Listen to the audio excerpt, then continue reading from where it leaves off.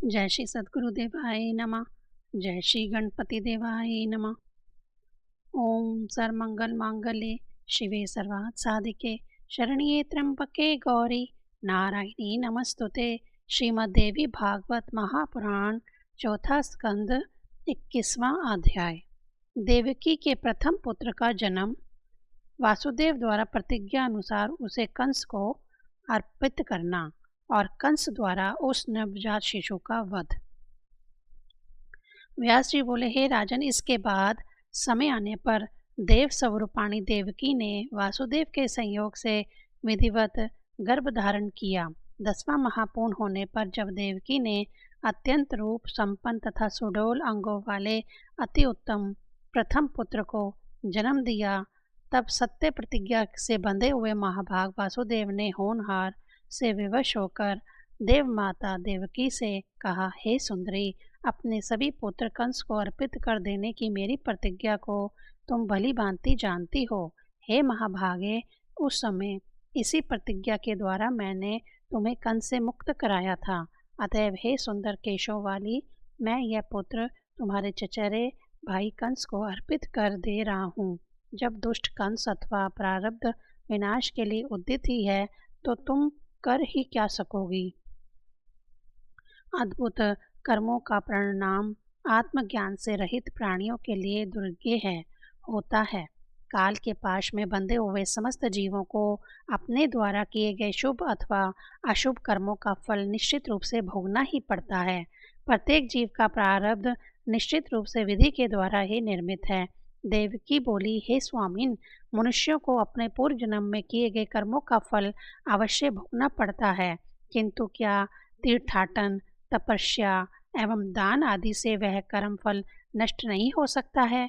हे महाराज, पूर्वर्जित कर्म पापों के विनाश के लिए महात्माओं ने धर्मशास्त्र में तो नाना विधि प्रायश्चित के विधान कर का उल्लेख किया है।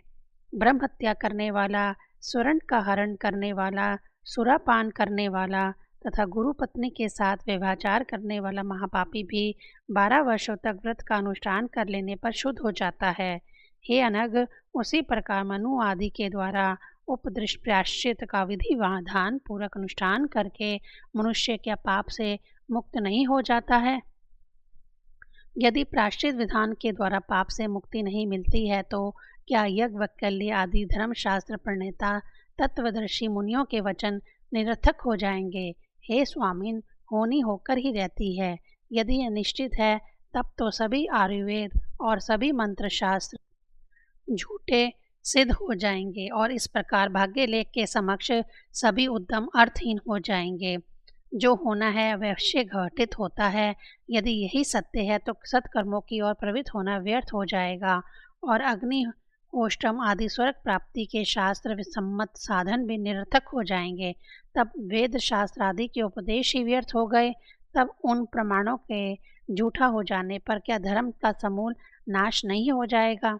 उद्यम करने पर सिद्धि की प्रत्यक्ष प्राप्ति हो जाती है। अतएव अपने मन में भली भांति सोच करके कोई ऐसा उपाय कीजिए जिससे मेरा यह बालक पुत्र बच जाए। किसी के कल्याण की इच्छा से यदि झूठ बोल दिया जाए तो इसमें किसी प्रकार का दोष नहीं होता है, ऐसा विद्वान लोग कहते हैं। वासुदेव बोले, हे महाभागे, सुनो, मैं तुमसे यह सत्य कह रहा हूँ। मनुष्य को उद्यम करना चाहिए, उसका फल देव के अधीन रहता है। प्राचीन तत्व वक्ताओं ने इस संसार में प्राणियों के 3 प्रकार के कर्म पुराणों तथा शास्त्रों में बताए हैं। हे सुमधि में संचित, प्रारब्ध और वर्तमान, ये 3 प्रकार के कर्म देहधारियों के लिए होते हैं।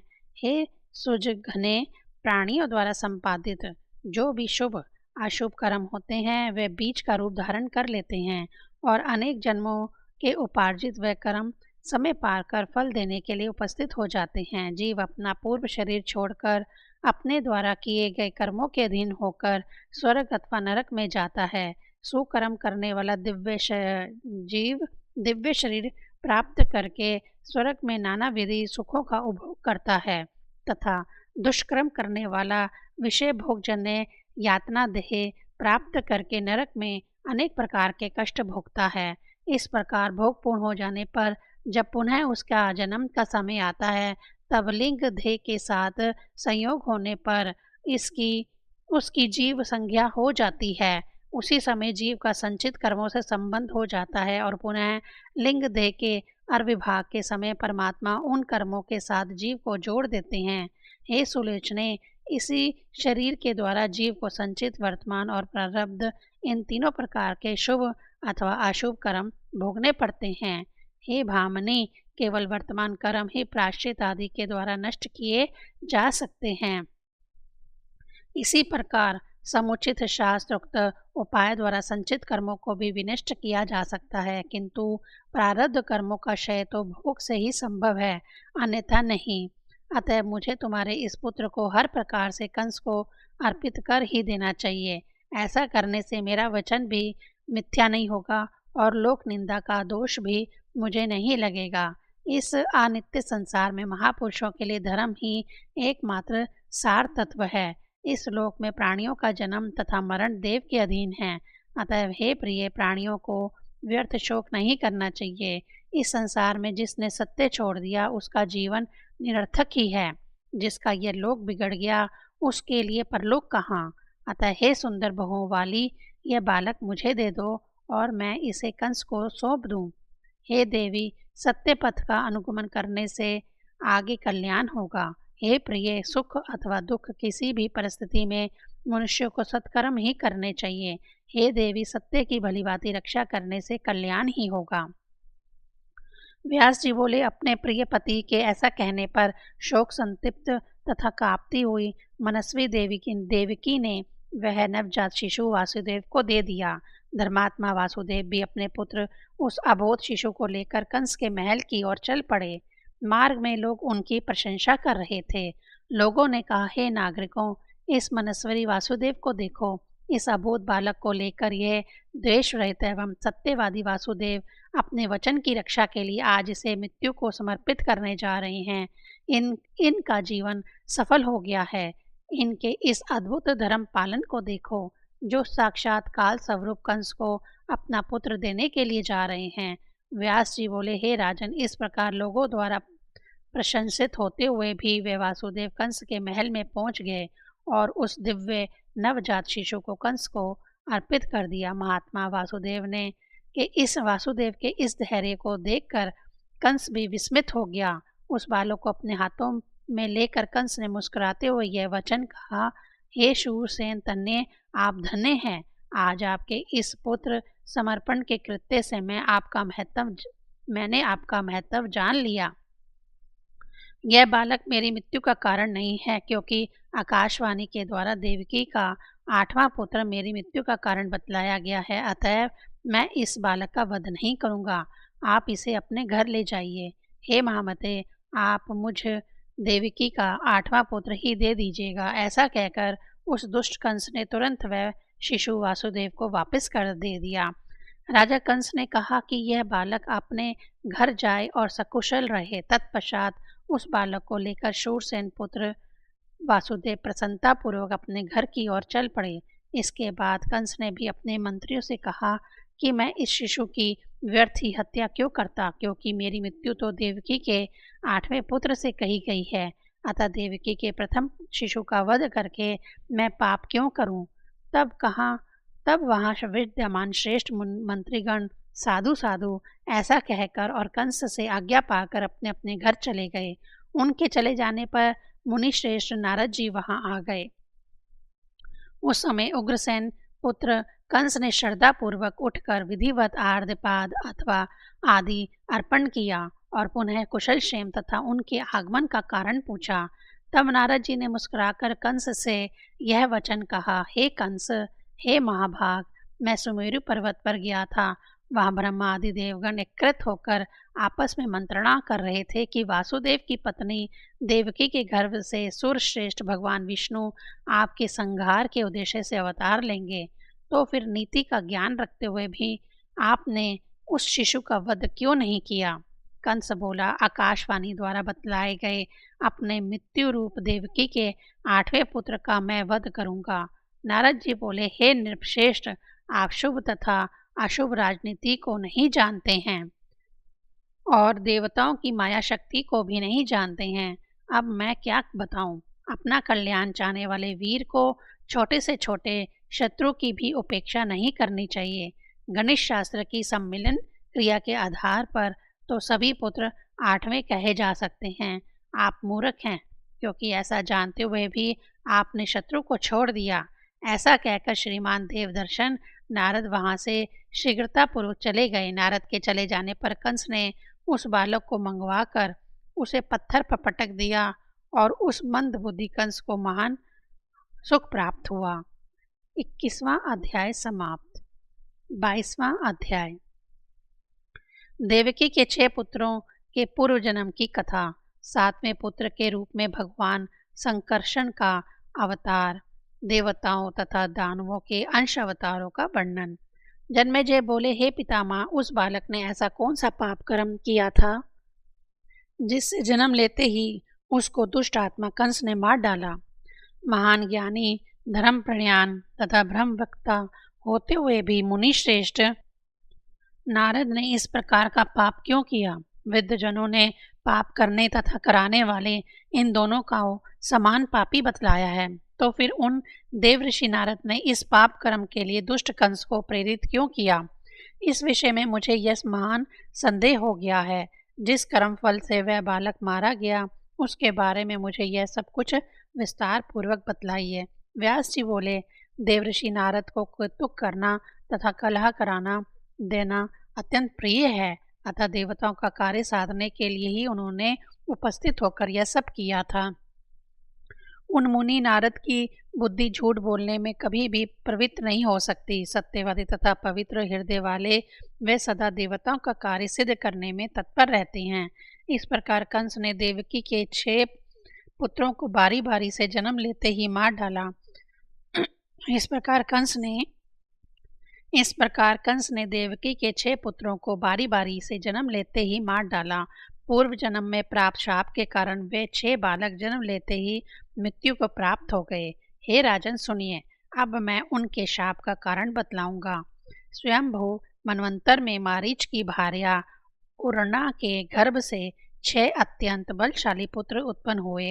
ये धर्मशास्त्र में पूर्ण रूप से निष्प्रांत थे। एक बार ब्रह्मा जी को अपनी पुत्री सरस्वती के साथ समागम के लिए उद्यत देखकर वे हंस पड़े। तब ब्रह्मा जी ने उन्हें शाप दे दिया कि तुम लोगों का पतन हो जाए और तुम सब दैत्य योनि में जन्म लो। हे महाराज, इस प्रकार वे 6 पुत्र कालनेमी के पुत्र रूप में उत्पन्न हुए। हे राजन, अगले जन्म में वे हिरण्यकश्यप के पुत्र हुए।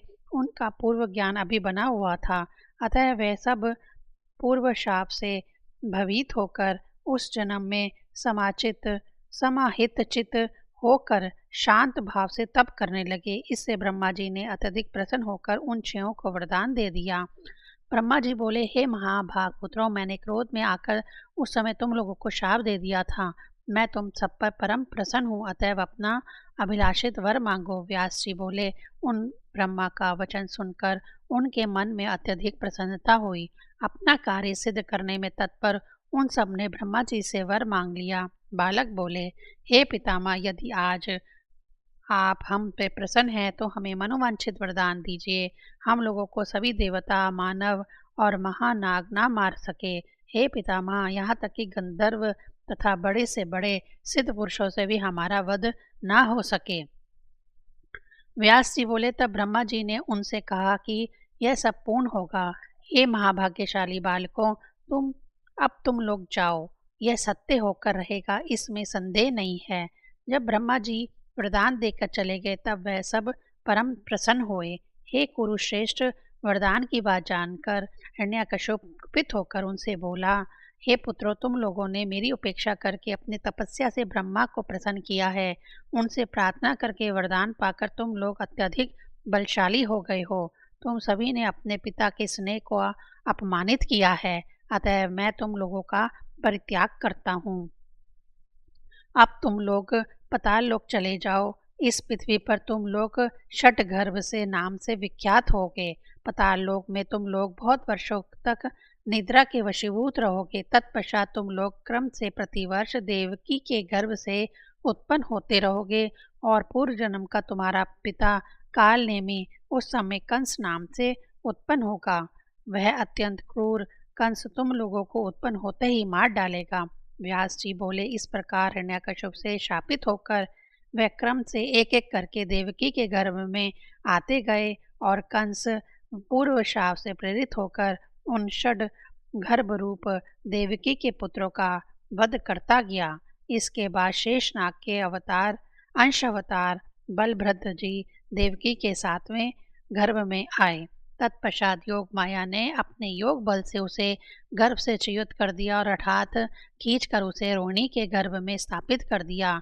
इसी बीच लोगों को यह मालूम हो गया कि 5वें महीने में ही देवकी का गर्भस्राव हो गया है। कंस भी देवकी के गर्भपात का समाचार जान गया। अपने लिए यह सुखप्रद समाचार सुनकर वह दुरात्मा कंस बहुत प्रसन्न हुआ। उधर देवताओं के कार्य की सिद्धि करने तथा पृथ्वी का भार उतारने के लिए जगतपति भगवान विष्णु देवकी के 8वें गर्भ में विराजमान हो गए। राजा बोले, हे मुनिश्रेष्ठ, आपने यह बतला दिया कि वासुदेव महर्षि कश्यप के अंश अवतार थे और उनके यहाँ शेषनाग तथा भगवान विष्णु अपने अपने अंशों से उत्पन्न हुए। हे अनघ, देवताओं के अन्य जो अंश अवतार पृथ्वी की प्रार्थना पर उसका भार उतारने के लिए आए हुए हैं, उन्हें भी बतलाइए। व्यास जी बोले, हे राजन, देवताओं तथा असुरों के जो अंश लोक में विख्यात हुए हैं, उनके विषय में मैं संक्षिप्त रूप से बता रहा हूँ, आप उन्हें सुनिए। वासुदेव कश्यप के अंश से तथा देवकी के अदिति के अंश से उत्पन्न थी। बलदेव जी शेषनाग के अंश थे। इन सभी के अवतरित हो जाने पर जिन धर्मपुत्र श्रीमान नारायण के विषय में कहा जा चुका है, उन्हीं के अंश से ही साक्षात भगवान श्री कृष्ण जी ने अवतार लिया। मुनिवर नारायण के श्री कृष्ण के रूप में प्रकट हो जाने पर उनके नर नामक जो छोटे भाई हैं, उनके अंश स्वरूप अर्जुन का प्रगटे हुआ। महाराज युधिष्ठिर धर्म के अंश, भीमसेन पवन देव के अंश तथा मांद्री के दोनों महाबली पुत्र नकुल तथा सहदेव दोनों अश्विनी कुमारों के अंश कहे गए हैं। कर्ण सूर्य के अंश से प्रकट हुए और विदुर को धर्म का अंश बताया गया। द्रोणाचार्य बृहस्पति के अंश से और उनका पुत्र अश्वत्थामा शिव के अंश से उत्पन्न थे। विद्वानों का मानना है कि समुद्र के अंश से महाराज शांतनु तथा गंगा के अंश से उनकी भार्या उत्पन्न हुई थी। पुराण प्रसिद्ध गंधर्वराज के अंश से महाराज देवक उत्पन्न हुए थे। विषम पितामह को वासुका का तथा राजा विराट को मेरुद गणों का अंश अवतार बताया गया है। महाराज दृष्टराज अरिष्टनेमि के पुत्र हंस के अंश से उत्पन्न कहे गए हैं। कृपाचार्य को किसी एक मेरुद गण का अंश तथा कृतवर्मा को किसी दूसरे मारुद गण का अंश बतलाया गया है। हे राजन, दुर्योधन को कलिका अंश तथा शकुनी को द्वापर का अंश समझिए। प्रसिद्ध सोमनंदन सुवर्चा पृथ्वी पर सोम प्रभु नाम से विख्यात हुए। दृष्टगुमन अग्नि तथा शक्कंडी राक्षस के अंश से उत्पन्न हुए। प्रमोदगन सनत कुमार के अंश से कहे गए हैं। द्रुपद वरुण के अंश थे और द्रौपदी साक्षात लक्ष्मी के अंश से उत्पन्न थी। द्रौपदी के 5 पुत्रों विश्वदेव के अंश से उत्पन्न माने गए हैं, किंतु कुंती सिद्धि के अंश से, मांद्री धात्री के अंश से तथा गंधारी मति के अंश से उत्पन्न हुई थी। भगवान कृष्ण की सभी पत्नियां देवताओं की रमणियों के अंश से उत्पन्न कही गई हैं। इंद्र के द्वारा भेजे हुए सब दैत्य धरातल पर आकर दुराचारी नरेश बने थे।